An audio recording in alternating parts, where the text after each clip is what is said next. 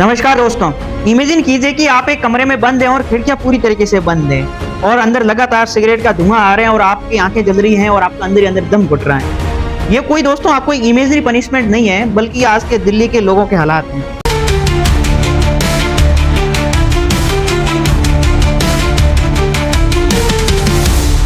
इस वक्त दिल्ली में एयर पोल्यूशन के कारण AQI यानी कि एयर क्वालिटी इंडेक्स 1000 के आसपास पहुंचने वाला है और हेल्थ क्राइसिस की स्थिति आ गई है।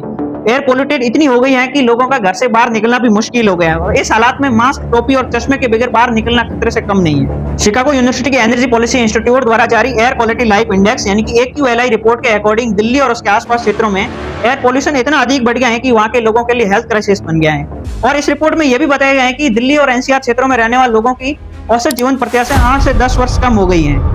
यह डेटा WHO के 5 माइक्रोग्राम प्रति घन मीटर के मानकों के आधार पर निकाला गया है। WHO के मानकों की बजाय यदि हम भारत के national ambient air quality standard जो 40 माइक्रोग्राम प्रति घन मीटर के आधार पर निर्धारित की गई हैं, अगर उसके आधार पर हम विश्लेषण करें तो भी दिल्ली के लोगों की एयर पोल्यूशन कारण 5 से 7 वर्ष उम्र कम हो रही है। यह फैक्ट इस बात की ओर इंडिकेट कर रही है कि दिल्ली की हवा न केवल वर्ल्ड स्टैंडर्ड बल्कि नेशनल स्टैंडर्ड से भी ऊपर जा चुकी है। यह पॉल्यूशन WHO के गाइडलाइन के अकॉर्डिंग मोर देन 25 टाइम्स अधिक है। इसी तरीके से एक journal the Lancet planetary health में प्रकाशित रिपोर्ट के अकॉर्डिंग दिल्ली में टोटल डेथ्स का 15% डेथ पॉल्यूशन के कारण होती है। इसका अर्थ है कि दिल्ली में जो होने वाली लगभग प्रत्येक 7 डेथ में से एक डेथ पॉल्यूशन के कारण हुई है। दिल्ली की एयर क्वालिटी को लेकर वर्षों से पॉलिटिक्स और मीडिया के सेंटर पॉइंट में पंजाब और हरियाणा की पराली जलाना रहा है और इसे दिल्ली की सर्दियों की जहरीली हवा का विलन माना जाता रहा है। लेकिन centre for science and environment यानी कि CSE की रिपोर्ट दिल्ली के पॉल्यूशन को हम सभी की समझ बदल देगी, जिसमें यह बताया गया है कि पिछले साल के कंपैरिजन में इस वर्ष यानी कि अक्टूबर से दिसंबर के बीच में पराली जलाने की घटनाएं न के बराबर है। इस वर्ष पंजाब और हरियाणा में पराली जलाने की घटनाएं न के बराबर होने के बावजूद जो दिल्ली का जो एयर क्वालिटी इंडेक्स है वो 1000 के आसपास है।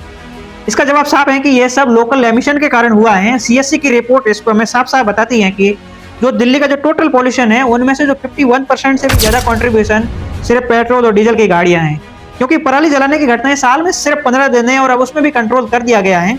लेकिन वह दिल्ली में गाड़ियां 365 दिन चलती है। दीपावली के बाद इस स्थिति और ज्यादा जो गंभीर बनी और पटाखों और गाड़ियों के धुएं का जो कॉकटेल था वो इन्वर्जन की वजह से फंस गया है।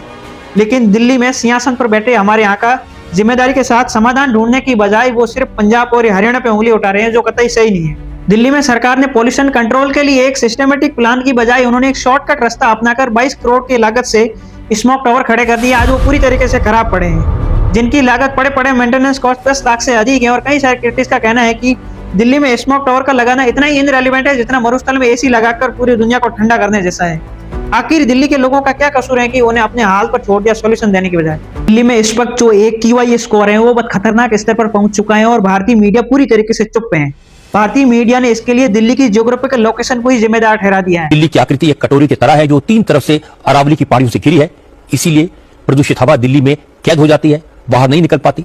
जबकि पूर्व की सरकारों के समय मीडिया जिस तरीके से डिबेट करवाता था और सरकारों को कटघरे में खड़ा करके सरकार से सवाल जवाब करता था, वो इस वक्त नहीं दिख रहा है। ये बहुत दुख की बात है।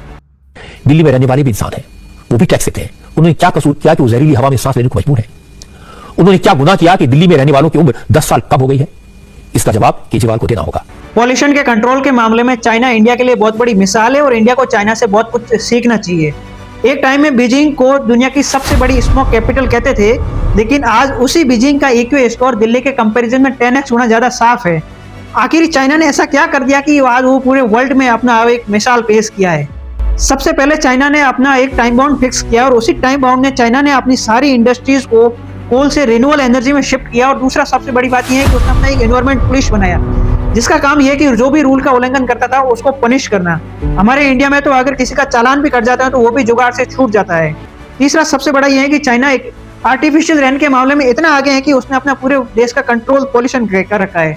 हमारे यहाँ तो दिल्ली में करोड़ों रुपए खर्च करने के बावजूद भी आर्टिफिशियल रेन नहीं करवा पाई। हमारे सिस्टम की सबसे बड़ी नाकामी है। दिल्ली में इस वक्त AQI स्कोर लगभग 1000 के आसपास पहुंचने वाले हैं और दिल्ली का जो एयर पोल्यूशन कंट्रोल के लिए सरकारें एक दूसरे पर आरोप प्रत्यारोप कर रही है, जबकि इस वक्त सबसे ज्यादा जरूरी है सिस्टमेटिक प्लान बनाने की और फ्यूचर प्लान करने के लिए और एक टाइम बाउंड में फिक्स करके पॉल्यूशन को कंट्रोल किया जा सके।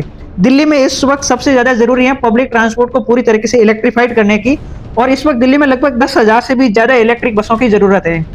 और जो दूसरा सबसे बड़ा ये है कि जो ऑफिस आने जाने के लिए जो लोग पर्सनल व्हीकल यूज करते हैं उनको इलेक्ट्रिक व्हीकल खरीदने के लिए सरकार को प्रमोट करना चाहिए। और जो दिल्ली के आसपास वाला जो इंडस्ट्रियल एरिया है उनको पूरी तरीके से रिन्यूएबल एनर्जी में कन्वर्ट करना, ताकि कम से कम एमिशन हो सके।